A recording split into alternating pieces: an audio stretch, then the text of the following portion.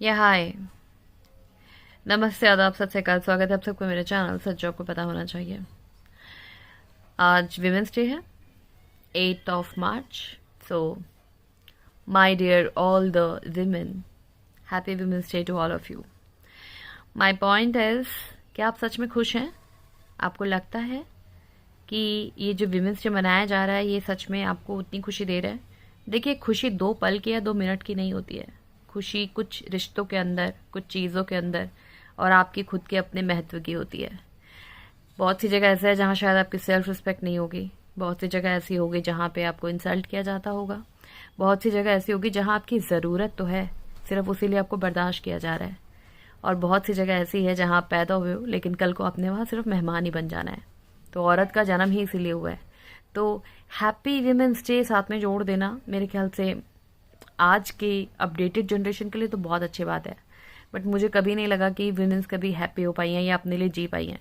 और जो लड़की इतनी मॉडर्न होती है और ये ख्यालात रख के अपनी ज़िंदगी में आगे चलना चाहती है, मूव ऑन होना चाहती है, तो उसको सोसाइटी कभी एक्सेप्ट ही नहीं करती है। उसके लिए रिजेक्शन से लोग भरे पड़े हैं और उसके लिए लोगों की गंदी नज़रें शुरू हो जाती हैं, लोगों के कमेंट्स शुरू हो जाते हैं और वो हमेशा उसको नेगेटिव ही लेते हैं। इसीलिए ऐसी लड़कियों के लिए तो बात ही अलग है लोगों की सोच की। अब बात आती है घरेलू टाइप की औरतों की, तो पहली बात तो मैं एक बता दूं, ये हैप्पी विमेंस डे का टैग मुझे तो कहीं से कुछ ऐसा लगता नहीं है कि हैप्पी वाली सिचुएशन है। बट हाँ, ये भी एक फैक्ट है कि एक औरत की दुश्मन औरत ही होती है। अब ये बात अलग है कि क्योंकि हैप्पी विमेंस डे है तो सारी विमेंस को हैप्पी बोलना ही पड़ेगा।